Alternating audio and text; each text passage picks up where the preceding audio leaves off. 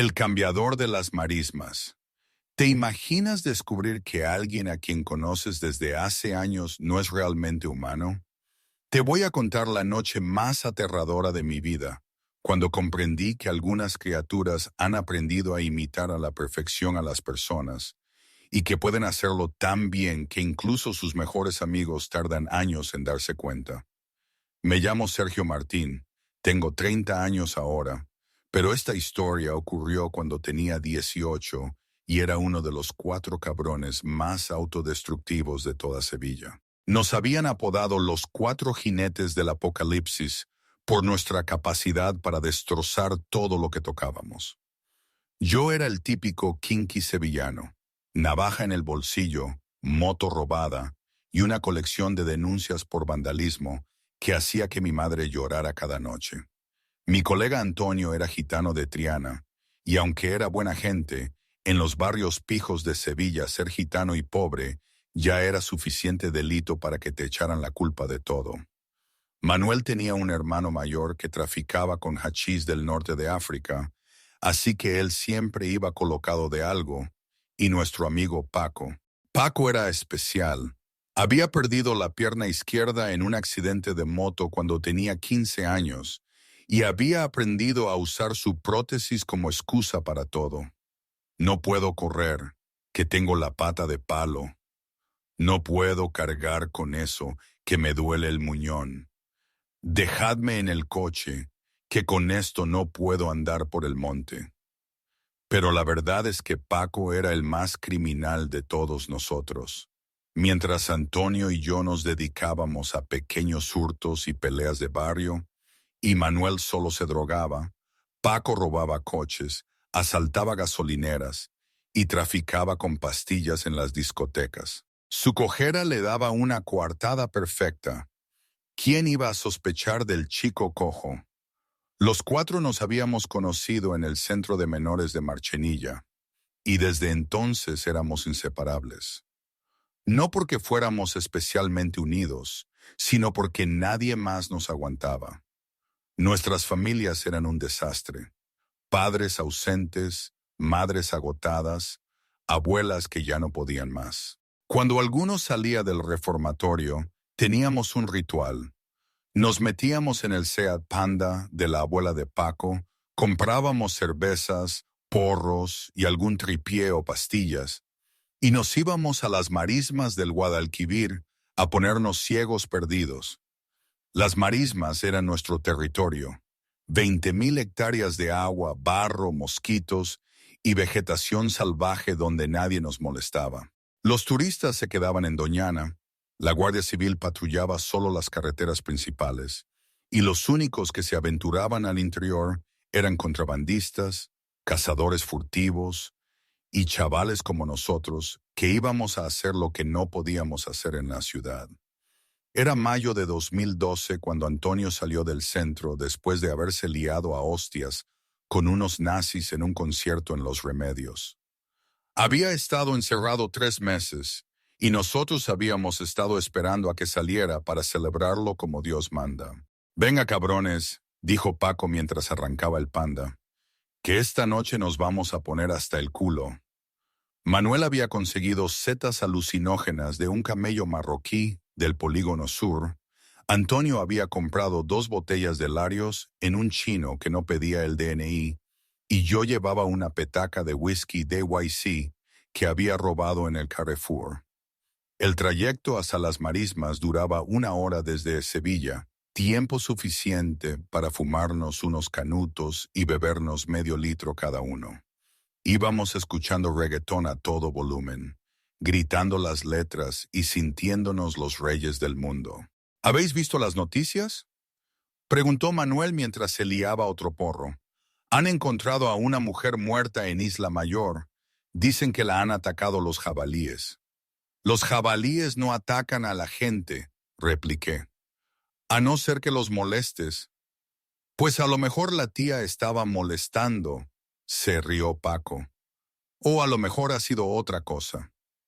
¿Qué tipo de otra cosa? No sé, tío. Las marismas están llenas de historias raras. Mi abuela siempre me contaba que había brujas que se convertían en animales para cazar por la noche. Tu abuela está loca, dijo Antonio, y tú también por hacerle caso. Llegamos a las marismas cuando empezaba a anochecer. Aparcamos en una pista de tierra cerca de una laguna, cogimos las mochilas con la bebida y las drogas y empezamos a caminar hacia el interior. Esperad, dijo Manuel sacando una bolsa de plástico de la chaqueta, antes de que se nos olvide. Dividimos las setas en 4 montones y nos las comimos de golpe, masticando esa cosa amarga y terrosa que sabía a muerte. Si hacer que tu vida fuera una mierda hubiera sido un deporte olímpico, nosotros habríamos ganado todas las medallas. Durante la primera hora caminamos sin rumbo fijo, riéndonos de tonterías y explorando los senderos que se perdían entre los juncos y las adelfas. Yo llevaba la mochila llena de cervezas, Manuel llevaba los porros en los bolsillos de su chandal de Adidas, Paco jugaba la carta de la cojera para no cargar con nada, y Antonio llevaba una navaja albaceteña. Sé que puede sonar mal lo de la navaja, pero en las marismas había jabalíes, víboras y algún que otro traficante de drogas que no tenía ganas de que le molestaran. Una navaja no te salva de un jabalí, pero al menos te hace sentir menos indefenso. Normalmente estos viajes seguían un patrón. Caminábamos hasta que empezaban a hacer efecto las drogas. Luego nos sentábamos junto a alguna laguna a beber y fumar, mientras las alucinaciones nos tenían entretenidos toda la noche. Por la mañana, con una resaca de muerte, intentábamos encontrar el coche y volver a casa. Las setas empezaron a hacer efecto cuando el sol se estaba poniendo. Recuerdo ver cómo las sombras de los árboles se alargaban y se retorcían como serpientes, y cómo el agua de las lagunas reflejaba colores que normalmente no veía. «Joder, qué pasada», murmuró Antonio mirando una garza que volaba sobre nuestras cabezas. Para él, el pájaro probablemente tenía 10 metros de envergadura y plumas que brillaban como el oro. Seguimos caminando hacia zonas más profundas de la marisma, riéndonos de todo y sintiéndonos como exploradores descubriendo un mundo nuevo. No intentábamos hacer ruido, pero tampoco nos esforzábamos por ser silenciosos. Fue cuando empezaba a anochecer del todo cuando tuve la primera sensación extraña. Era como si alguien nos estuviera observando desde la oscuridad. Una sensación de peligro que me recorría la columna vertebral y me hacía girar la cabeza constantemente. ¿Habéis notado algo raro?, pregunté. ¿A qué te refieres?, respondió Manuel, que iba bastante colocado ya. No sé, como si hubiera algo ahí fuera. Es normal al principio, me tranquilizó Antonio. Es la paranoia de las setas. Se pasa. Pero no se pasaba. Cada vez era más intensa. Cuando llevábamos caminando casi 2 horas, Paco empezó a quejarse de su pierna. «Tíos, no puedo más. Me está matando el muñón». Era típico de él. Cuando se cansaba o se asustaba, siempre sacaba la carta de la discapacidad. «¿Quieres que volvamos al coche?», preguntó Antonio. «Por mí bien. Además, me estoy rayando con esto. Hay algo que no me gusta». Decidimos volver. Los 4 habíamos notado algo extraño en el ambiente, aunque ninguno quería admitirlo del todo. Pero cuando empezamos a desandar el camino, ocurrió algo que me puso los pelos de punta. Tuvimos que cruzar un tronco caído que habíamos usado como puente. No hacía ni 20 minutos, pero el tronco ya no estaba allí. En su lugar había una rama mucho más pequeña que no habría aguantado el peso de una persona. ¿No cruzamos por aquí antes?, pregunté. Sí, respondió Manuel, pero estoy tan puesto que igual me estoy confundiendo. Yo también me acuerdo del tronco grande, dijo Antonio. Decidimos que serían las drogas jugándonos una mala pasada y buscamos otro sitio para cruzar, pero la sensación de que algo no iba bien se intensificó. El zumbido agradable que había tenido en los oídos desde que empezaron a hacer efecto las setas Se había convertido en un pitido agudo y molesto, como una sirena lejana. Sin Paco, que se había quedado en el coche, los tres nos movíamos mucho más rápido. En media hora habíamos recorrido lo que antes nos había llevado una hora. Fue entonces cuando oímos el ruido. Un crujido de ramas a unos 20 metros de distancia, como si algo grande se estuviera moviendo entre los matorrales. Los tres nos paramos inmediatamente. Años de hacer el gamberro juntos nos habían enseñado a reconocer el peligro. ¿Jabalí?, susurró Manuel. O algo peor, respondió Antonio. Empezamos a retroceder lentamente, sin dar la espalda al lugar de donde había venido el ruido. Habíamos aprendido que cuando algo te asusta en la calle, nunca corres inmediatamente. Primero te aseguras de que realmente hay peligro. 20 metros más atrás, otro crujido de ramas, seguido de algo que sonó como un gruñido. Antonio me dio 3 golpecitos en el hombro. Era nuestra señal para echar a correr como alma que lleva el diablo. No hizo falta que se lo dijera 2 veces. Los tres salimos corriendo a través de la marisma como si nos persiguiera el diablo en persona. Había corrido unos 10 metros cuando algo me golpeó por la espalda con tanta fuerza que me tiró al suelo. Oí el ruido de las latas de cerveza cayéndose de la mochila y abriéndose, y inmediatamente me levanté y seguí corriendo. Corrimos durante 5 minutos a máxima velocidad, saltando por encima de troncos caídos y chapoteando por charcos de agua estancada. Cuando finalmente nos detuvimos, ya no oíamos nada detrás de nosotros. ¿Qué coño era eso?, jadeó Manuel. No lo sé, pero era grande, respondí, intentando recuperar el aliento. Fue entonces cuando oímos la voz de Paco. ¡Ayudadme a cruzar! Su voz venía del otro lado de una laguna que tendríamos que vadear para llegar al coche. «Ya voy, hermano», le gritó Antonio. Pero cuando estábamos empezando a meternos en el agua, Antonio se detuvo y sacó la navaja. «Espera», me dijo, «hay algo que no cuadra». «¿El qué?» «Mira bien a Paco». Dirigí la mirada hacia la figura que estaba al otro lado de la laguna, esperándonos en la orilla. Era Paco, sin duda. Tenía su ropa, su forma de moverse, su voz. Pero había algo que no encajaba. «¿Qué pasa?», preguntó Manuel. Antonio señaló hacia la figura de Paco. «Mirad sus piernas». Lo miré más atentamente y entonces lo vi. Paco tenía 2 piernas normales, sin prótesis. «¡Joder!», exclamé.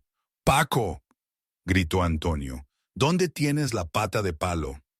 La figura que parecía ser Paco nos miró durante unos segundos y luego respondió con la misma voz de siempre. «¿De qué coño hablas? Estoy aquí esperándoos, ¿venís o no?». Pero seguía teniendo 2 piernas normales. Antonio empuñó la navaja y empezó a caminar hacia la orilla opuesta. «Esa no es Paco», murmuró entre dientes. «¿Qué coño dices?», preguntó Manuel. «Claro que es Paco». «Paco no tiene pierna izquierda, gilipollas. Esa cosa, sea lo que sea, la tiene». Cuando llegamos a la otra orilla, la figura se había esfumado. No había rastro de Paco, o de lo que fuera que había estado haciéndose pasar por él. «¿A dónde ha ido?», preguntó Manuel, cada vez más asustado. «No lo sé, pero vamos al coche», respondió Antonio. «Si Paco está allí, bien. Si no está, nos vamos cagando leches y ya averiguaremos qué ha pasado». El camino hasta el coche se me hizo eterno. Cada sombra podría haber sido la criatura que se había hecho pasar por Paco. Cada ruido podría haber sido señal de que nos estaba siguiendo. Cuando finalmente llegamos al Panda, Paco estaba allí, el Paco verdadero, dormido en el asiento trasero, con su prótesis apoyada en el suelo del coche, exactamente como lo habíamos dejado. «¡Paco!», le grité. Abrió los ojos lentamente. «¿Qué pasa? ¿Ya habéis terminado? ¿Has salido del coche en algún momento?», preguntó Antonio. «¿Está loco? ¿Con la pata de palo por el barro?», Llevo aquí durmiendo toda la noche. Los tres nos miramos. Habíamos visto a Paco, o a algo que parecía Paco, al otro lado de la laguna. Los tres habíamos oído su voz llamándonos. Pero el Paco verdadero había estado durmiendo en el coche todo el tiempo. Vámonos de aquí cagando leches, dijo Antonio. No hizo falta repetírselo. Paco se puso la prótesis, arrancó el coche y salimos de las marismas a toda velocidad. Durante el trayecto de vuelta intentamos encontrarle una explicación lógica a lo que habíamos visto. Las drogas, la oscuridad, el miedo, todo eso podría haber contribuido a una alucinación colectiva. Pero había dos cosas que no podíamos explicar. La primera era que los tres habíamos visto exactamente lo mismo. Paco con dos piernas normales. La segunda era más inquietante. Cuando llegué a casa y me quité la ropa, vi que la mochila que había llevado tenía 4 agujeros en la parte trasera. Agujeros hechos por garras, pero no garras de jabalí o de perro. Eran marcas de garras enormes, como las de un oso, pero en Andalucía no había osos. Y fuera lo que me había atacado, era más pequeño que un oso y hacía ruidos como un lobo. Nunca salió nada en las noticias sobre lo que había pasado esa noche. Nunca encontraron un cuerpo, nunca hubo una investigación. Pero durante las siguientes semanas empecé a notar cosas extrañas en Paco. Pequeños detalles que antes no había visto o que había pasado por alto. La forma en que a veces se quedaba mirando a la gente, como si estuviera evaluándolos. La manera en que parecía saber cosas sobre nosotros que nunca le habíamos contado. Su capacidad casi sobrenatural para escapar de situaciones peligrosas, como si siempre supiera lo que iba a pasar antes que los demás. Y sobre todo, la forma en que había empezado a preguntar sobre nuestras familias, nuestras rutinas, nuestros miedos más profundos, como si estuviera recopilando información.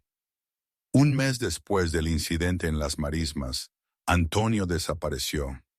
Sus padres dijeron que había salido de casa por la noche y nunca había vuelto. La Guardia Civil encontró su moto abandonada cerca de las marismas, pero nunca encontraron su cuerpo. 2 semanas más tarde, desapareció Manuel. Y una semana después de eso comenzaron los mensajes.